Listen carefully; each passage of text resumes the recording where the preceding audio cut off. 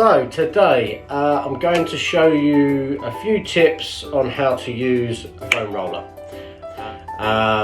It may seem quite self-explanatory, but there are a few little extra points that I would like to give you to make life a lot easier, and how to make it more effective in actual releasing muscles, parts of muscles, and it being a hell of a lot less effort as well. So going to start with the calves. We're going to move up to the quads and the hamstrings, on the hips and a little bit on the back.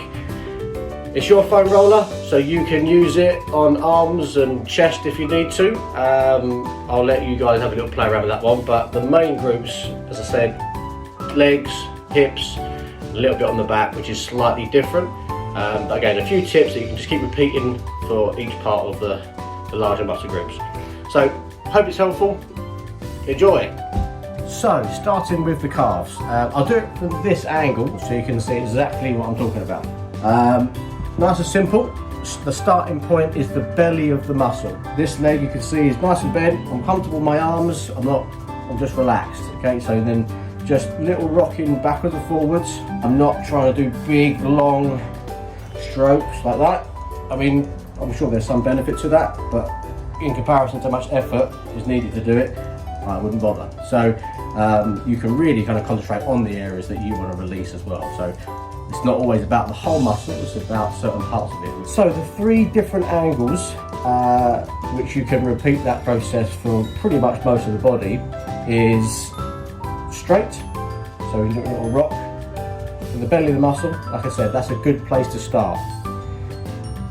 Then you're going to do a 45-degree angle inside. Just turn the foot, okay, or roller, you can kind of see the calf moving over, and then you're going to hit a little more of the inside and turn the foot slightly 45 degrees that way, and that is more of the lateral calf. So the reason why I say 45 degrees, generally that helps people kind of understand that I can feel that I'm on muscle most of the time.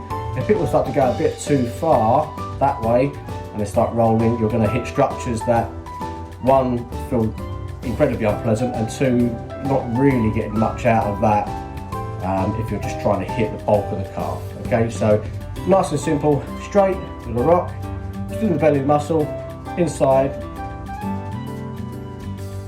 and then to the outside. So from there, you're just finding another part of that calf, either by going down or going up, and repeating the same process. I'm not putting a load of effort into it. Yeah, I'm not trying to tense the calf or drive my calf into it.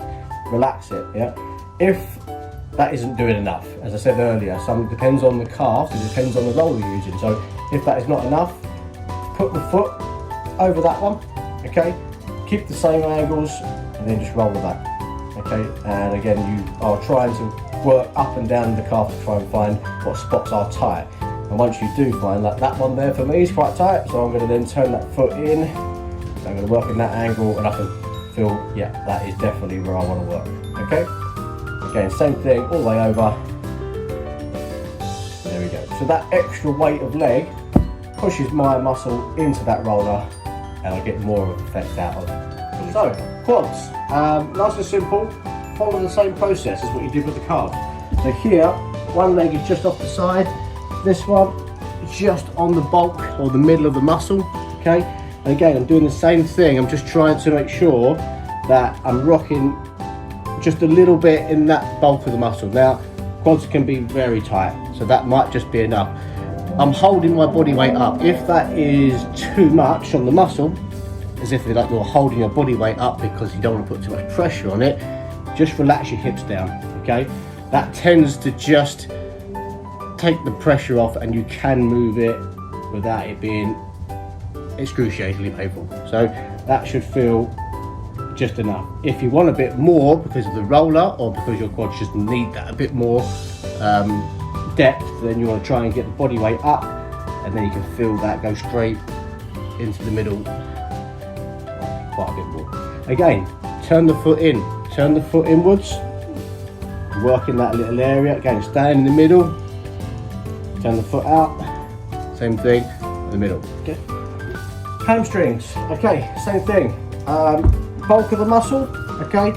With the hamstrings, you'll probably find you're going to want the other leg to weigh this down so the muscle really goes into the roller, particularly if you've only got a softer roller rather than something like this, which is a bit firmer, a bit harsher. So I would say put that leg straight over here. You can put it there if you want, but again, crossing that leg over into there, you can feel the muscle instantly get that little bit more depth in the roller. So here, again, relax the leg. A lot of people tend to kind of pick the leg up or pick themselves up on that.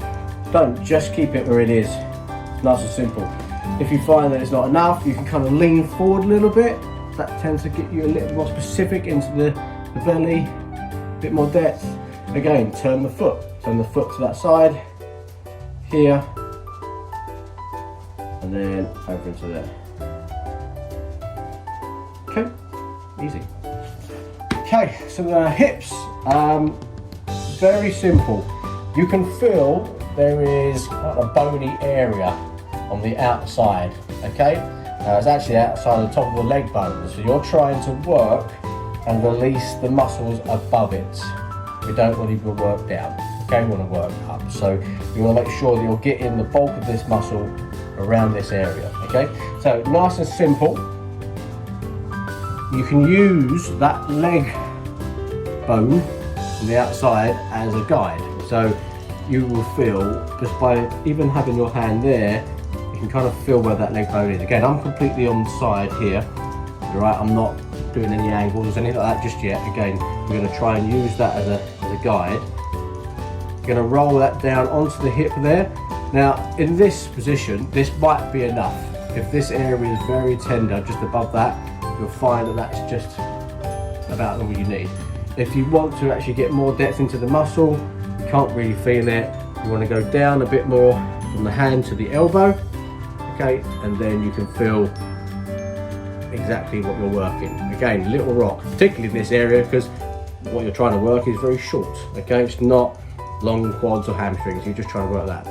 Again, how long are you doing this stuff for? Well, I would normally say around about 30 seconds to a minute on each one. You don't want to spend all day doing it, but it's really finding the spots that you need to release. So don't have to do a minute here and then a minute doing that 45-degree angle. You might find that just that one there is really tight, so just spend a bit more time on it. Yeah, again, all this, you play around with it a little bit yourself. There's no strict guideline really. This is just what I believe is more effective for myself.